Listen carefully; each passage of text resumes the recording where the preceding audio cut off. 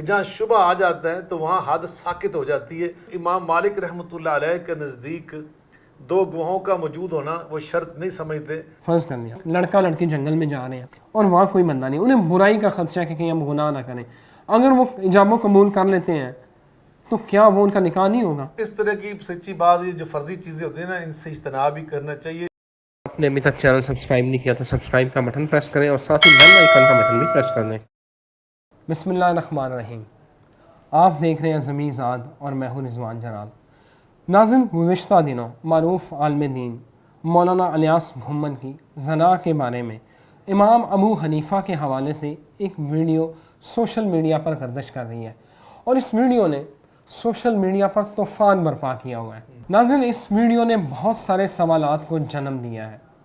آپ ایک دفعہ یہ ویڈیو دیکھیں، اس کے بعد میرے ساتھ موجود ہوں گے ممتاز عالم دین سید ضیاء اللہ شاہ بخاری، اور ہم ان سے جاننے کی کوشش کریں گے کہ اس ویڈیو کی شرعی حیثیت کیا ہے اور جو مولانا الیاس گھمن نے کہا ہے وہ کس حد تک ٹھیک ہے، کیونکہ جو مولانا الیاس گھمن نے کہا ہے اس کے بعد بہت سارے ناقدین یہ پروپیگنڈا کر رہے ہیں اور یہ ثابت کرنے کی کوشش کر رہے ہیں کہ اس بیان کے بعد زنا کو جائز سمجھا جا سکتا ہے۔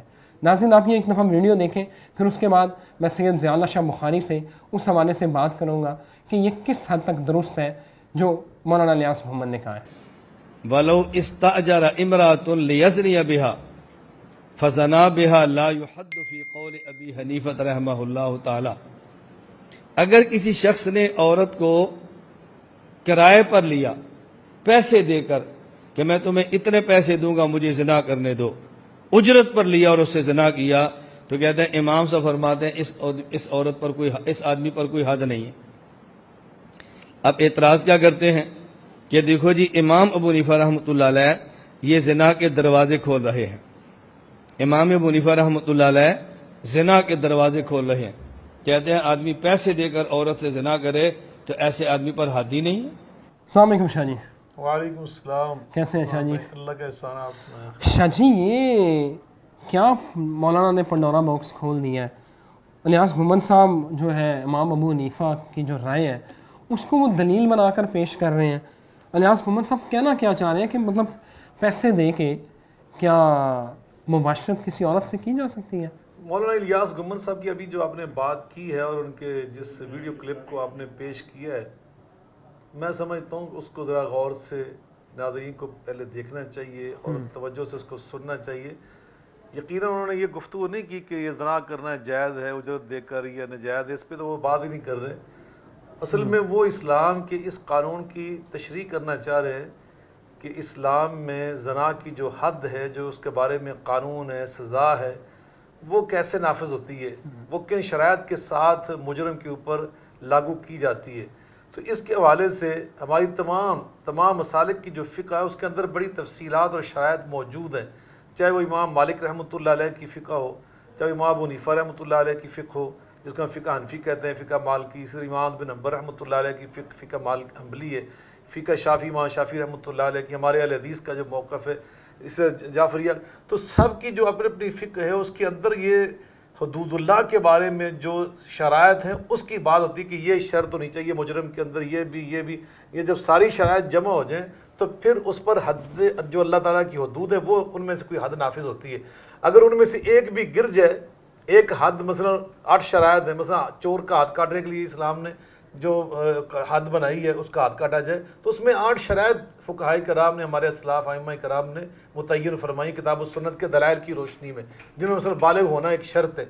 اگر ایک نابالغ چور چوری کر لیتے تو اس کا ہاتھ نہیں کاٹا جائے گا، یہ حد نہیں لگے گی اس کے اوپر، لیکن اس کا معنی یہ نہیں ہوتا کہ ہاتھ نہیں لگے گا، اس کو تعزیر لگے گی، اس کو سزا اور کوئی دی جائے گی، یعنی حد ساکت ہو۔ جو نبی صلی اللہ علیہ وسلم کے ارشاد گرامی ہے، ادھر الحدود بالشبہات، کہ جہاں شبہ آ جاتا ہے تو وہاں حد ساکت ہو جاتی ہے، اس کی بجائے تعزیر کے طور پہ سزا دی جاتی ہے۔ جو قاضی وقت جو ہوتا ہے وہاں پر وہ اپنی ثوابدید کے مطابق اور اس قانون، اس جرم کو دیکھ کر، ماحول کو دیکھ کر، جو اس وقت جو اس کا سیاق و سباق اس کو دیکھ کر وہ طے کرتا ہے، فیصلہ کرتا ہے۔ تو یقیناً انہوں نے جس عبارت کی تشریح کی ہے اس کا مقصد بھی یہی ہے کہ وہاں ان کے نزدیک ایک شبہ آ گیا اور وہ فقہ مالکی کے اعتبار سے انہوں نے شبہ پیش کیا۔ ویسے چونکہ تشہیر وہ فقہ حنفی کی کر رہے ہیں وہ، تو خیر انہوں نے امام مالک رحمۃ اللہ علیہ کا جو موقف ہے نا کہ کہ لا نکاح الا بولی و شاہد عدل. ہمارا اہل حدیث کا موقف یہ ہے کہ جہاں سرپرست بھی موجود نہ ہو، دو گواہ بھی موجود نہ ہو، وہ نکاح سرے سے ہوتا ہی نہیں، چونکہ یہ لا ہمارے نزدیک نفی جنس کا ہے عربی گرامر کے اعتبار سے.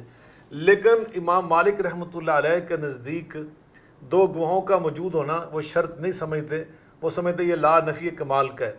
تو اس حوالے سے انہوں نے یہ یعنی وہ بھی یہ نہیں کہتے کہ آپ دو گواہ نہ ہو، وہ کہتے ہیں جو عورت اور مرد اجرت طے کر کے، جو ایک انہوں نے اس کو قیاس کیا حق مہر کے اوپر، اور گواہوں کا موجود نہ ہونا فقہ مالکی کے روح سے انہوں نے پیش کیا کہ تو اس میں شبہ آ گیا، اس لیے تو وہ کہتے ہیں کہ اس پہ حد. لیکن اس کا یہ مطلب ہرگز نہیں ہے نعوذ باللہ کہ اس طرح کرنا بہت اچھا ہے اور بہت بہتر ہے، یہ ضرور کرنا چاہیے اور یہ کوئی طریقہ کار اسلامی ہے یا دینی ہے. بات یہ ہو رہی ہے کہ اگر کوئی مجرم ایسا پکڑا جاتا ہے اور اس کا یہ جرم ثابت ہوتا ہے کہ وہ کسی عورت کے ساتھ برائی کرتے ہوئے پکڑا گیا، وہ کیا کہنا چاہیے ہم بستری کرتا ہوا، وطی کرتا ہوا، اس طرح کی صورتحال میں پکڑا گیا، تو اب وہ آپس بعد میں کہتا ہے اپنی جان چھڑانے کے لیے کہ میں نے تو اس کو اجرت دی تھی. اب اس پہ اسلام حد لگائے گا یہ نہیں لگایا، بات اس پہ وہ کر رہے ہیں، یہ نہیں کہہ رہے کہ یہ کریں، اور نہ ہی ان کا موقف ہے، نہ وہ دعوت دے رہے ہیں. کوئی جتنی بھی فقہ کتابیں اس میں یہ تھوڑا ہوتا ہے کہ آپ کو دعوت دی جائے کہ آپ یہ برائی کریں. اس کا مقصد یہ ہے کہ اس پہ حد لگے گی یا نہیں لگے گی. تو بلکہ اس میں بھی ائمہ کرام کا اختلاف ہے، فقہا کا اختلاف ہے. تو انہوں نے ہرگز، میں سمجھتا ہوں یہ ایمانداری اور دیانتداری کی بات ہے، کوئی عالم دین بھی کسی مسئلے وہ تو کہہ رہے ہیں، گھمن صاحب کہہ رہے ہیں کہ اس پہ حد نہیں لگے گی کیونکہ شبہ، وہ حد نہیں لگے گی، تعزیر ضرور لگے گی، یہ وہ کہنا چاہ رہے ہیں. وہ یہ نہیں کہہ رہے کہ حد نہیں لگے گی تو آپ اس کو چھوڑ دیں، اس کے گلے میں پھولوں کے ہاتھ ڈالیں اور اس کو آپ مٹھائی کے ڈبے دیں کہ آپ نے بہت اچھا کام کیا ہے. وہ یہ کہہ رہے ہیں کہ اس پہ حد نہیں لگے گی لیکن تعزیر ضرور لگے گی. تعزیر 6 مہینے قید ہو سکتی ہے، سال ہو سکتی ہے. شانی مجھے ایک بات بتائیں، آپ نے شانی ابھی آپ نے ایک بات کی، آپ نے کہا کہ جو گواہ ہوتے ہیں ان کے بغیر جو ہے وہ نکاح نہیں ہو سکتا، وہ اسے ایسا نہیں سمجھتے. شانی مجھے ایک بات بتائیں کہ ایک لڑکا لڑکی جنگل میں جا رہے ہیں، فرض کر لیا، اور وہاں کوئی بندہ نہیں، انہیں برائی کا خدشہ ہے کہ کہیں ہم گناہ نہ کریں، اگر وہ ایجاب و قبول کر لیتے ہیں تو کیا وہ ان کا نکاح نہیں ہوگا؟ اس طرح کی سچی بات، یہ جو فرضی چیزیں ہوتی ہیں نا، ان سے اجتناب بھی کرنا چاہیے. اسی سے یہ سوالات پیدا ہوتے ہیں، اسی سے اشکالات پیدا ہوتے ہیں. ابھی جس میں مولانا اعجاز کومن صاحب نے جو تشریح کی ہے تو یہ باتیں ایسی مناسب نہیں ہوتی. اسلام ایک مکمل ضابطہ حیات ہے، وہ ان چیزوں کو ایڈریس تو کرے گا نا کہ عورت اور مرد اگر اکیلے ہیں کسی ایسی جگہ پہ ہیں، آپ دیکھیں کہ شانی زلزلہ آ جاتا ہے، کہ آندھی طوفان آ جاتا ہے، اور جب زلزلہ آتا ہے اس کو جان بچانے کی بڑی ہوتی ہے کہ شانی اگر پھنسی گئے، شانی اگر پھنسی گئے، شانی میں کہتا ہوں کہ ایک جگہ پہ زلزلہ آ گیا، آندھی طوفان، کوئی اس طرح کی آفت آ جاتی ہے کہ ایک لڑکا لڑکی ہے، وہ ٹرپ پہ گئے تھے یا جو بھی ہوتا ہے، وہ پھنس گئے وہاں پہ، ٹرپ پہ گئے وہ پہلے ہو سکتا ہے لڑکی کہیں اور کسی اور کے ساتھ کہا ہے کہ اس عورت کے لیے جائز ہی نہیں ہے جو اللہ پر ایمان رکھتی ہے، قیامت پر ایمان رکھتی ہے، وہ بغیر محرم کے 3 دن کا سفر کرے. اس کو کس نے اجازت دی تھی وہ آپ ٹرپ پہ جائیں؟ ماڈرن ہے نا سر، ماڈرن دور چل رہا ہے. یونیورسٹی کی اگر ایک کوئی لڑکی ہے یا کسی بھی کالج کی لڑکی ہے، اب میں فرض کرتا ہوں کہ ماڈرن دور میں شادی شانی وہ اگر میں کہتا ہوں کہ ناران کا گان چلے گئے ہیں، وہ ناران کا گان چلے گئے، وہ گھوم پھر رہی ہے، طوفان آ جاتا ہے، زلزلہ آ جاتا ہے، وہ اپنے جن کے ساتھ سہیلیاں ہیں ان سے علیحدہ ہو گئی ہیں، ان سے علیحدہ ہو گئی ہیں. اسلام کے اصول تبدیل نہیں ہو سکتے حیا غیرت کے حوالے سے اور آنے والے بچوں کے حسب و نسب کی حفاظت کے حوالے سے. اسلام نے نکاح کے واضح احکام اور تعلیمات ارشاد فرما دی ہیں، ان میں کوئی طوفان، کوئی زلزلہ، کوئی اس طرح کی آفت وہ تبدیلی نہیں لا سکتی. شاہ جی مجھے ایک معاملہ مجھے یہ بتائیں کہ اگر یہ اسکول کالج کے جو ٹرپس جاتے ہیں شاہ جی، تب تو ایسے ٹرپس نہیں جاتے تھے نا. اگر اس ماڈرن ایرا میں ٹرپ نہیں جاتے تھے تب بھی جاتے تھے. جہاد کے اس کے جو سفر ہوتے تھے وہ آپ اس کو کہہ سکتے وہ سفر ہو رہا تھا، حج بیت اللہ کا سفر ہوتا تھا، عمرے کا سفر ہوتا تھا، کیوں نہیں تو تجارت کے سفر ہوتے تھے. اسلام ایک مکمل ضابطہ حیات ہے، آپ یہ مانتے ہیں اسلامک، لیکن شاہ جی اس مسئلے کو آپ کس طرح دیکھتے ہیں؟ یہ ساری چیزیں وہاں موجود تھیں لیکن ان کا حل بھی وہی تھا، وہ اسلام نے حل. نکاح بڑا آسان ہے، ہم نے نکاح مشکل بنایا ہوا ہے نا. ولیمے کی بڑی بڑی دعوتیں، شاید پھر نکاح ہو سکتا ہے اگر وہ دونوں لڑکا لڑکی جب صدقے دل سے اگر کریں تو. نہیں، صدقے دل سے ہو سکتا ہے نکاح، اگر وہ بعد میں آ کے اعلان کر دیں کہ ہم نے نکاح کر لیا. نہیں، اسلام نے کہا نکاح کا اعلان پہلے کریں. اسلام نے کہا لا نکاح الا بولی و شاہد عدل. اور اگر یہ چیزیں ہم دروازہ کھولیں تو یہ تو پھر جرائم کا دروازہ کھل جائے. کون تسلیم کرے گا کہ جناب ہم نے نکاح کے بغیر زنا کیا ہوا, بدکاری کی. اس لیے یہ باتیں ساری جو ہے نا یہ غلط ہیں, ان کی بالکل حوصلہ افزائی. اور نبی صلی اللہ علیہ وسلم کا ایک فرمان ہے, اس کو ہمیشہ ذہن میں رکھیں, اتقوا من مواطن الشبہات, کہ جس چیز سے انسان کے کریکٹر پر, اخلاق پر, کردار پر شبہ پیدا ہو سکتا ہو, اس سے بچنا اس پہ فرض ہوتا ہے. آپ اندازہ لگائیں نبی کریم رؤوف الرحیم صلی اللہ علیہ وسلم کی ذات گرامی مومنوں کے لیے کتنی نمونہ. اللہ نے خود فرمایا لقد کان فی رسول اللہ اسوۃ حسنہ. آپ کی اپنی بات میں سناتا ہوں, آپ حیران ہو جائیں. آپ اعتکاف میں تشریف فرمائے مسجد نبوی کے اندر, آپ کی زوجہ محترمہ ہم سب کی ام المؤمنین ماں جی سیدہ صفیہ رضی اللہ تعالی عنہ آپ سے کچھ ضروری بات کرنے کے لیے مسجد نبی میں تشریف لے آئیں عشاء کی نماز کے بعد, اور آپ کے اعتکاف گاہ میں آ کر, خیمے میں آ کے 2-4 باتیں عرض کی. آپ نے باتیں سن کر ان کو اجازت دی واپس جانے کی. تو آپ خود ان کو گھر کے دروازے تک, چونکہ نبی پاک صلی اللہ علیہ وسلم کے سارے جو حجروں کے گھر دروازے تھے وہ مسجد نبی کے سین میں کھلتے تھے, تو ان کے دروازے تک چھوڑنے کے لیے آ گئے. 2 انصاری صحابی سامنے سے گزرے تھے, رات کا ٹائم تھا, اندھیرا تھا, تو انہیں آپ کو دیکھ کر سلام پیش کیا. آپ نے وعلیکم السلام کہا, تو آپ نے فوراً وہ 2-4 قدم آگے گئے تو فرمایا علی رسلکما, بھئی رکو واپس آؤ, قریب آؤ میرے. وہ آئے, جی اللہ کے رسول. آپ نے فرمایا یہ جو عورت کھڑی ہے نا, یہ تمہاری ماں میری بیوی صفیہ کھڑی ہیں. اور کہ اللہ کے رسول آپ نے یہ کیوں فرمایا؟ آپ فرماتے ان الشیطان یجری فی بنی آدم مجری الدم, انسان کی شریانوں میں جس طرح خون گردش کرتا ہے اس طرح شیطان بھی گردش کرتا ہے.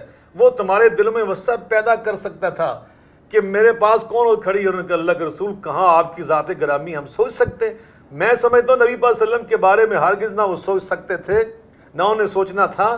آپ نے امت کو قیامت تک لیے سبق دیا کہ کبھی تم نے ایسا کام نہیں کرنا جس سے تمہاری زندگی پر, تمہارے اخلاق پر, تمہارے کردار پر, اگر کوئی اللہ بچہ دے تو اس کے حسب و نسب پر کہ حلال زادہ یا حرام زادہ, یہ نکاح سے پہلے ہوا یا بعد میں ہوا, یہ ساری باتیں ہو سکتی ہیں اور ہوتی ہیں معاشرے کے اندر.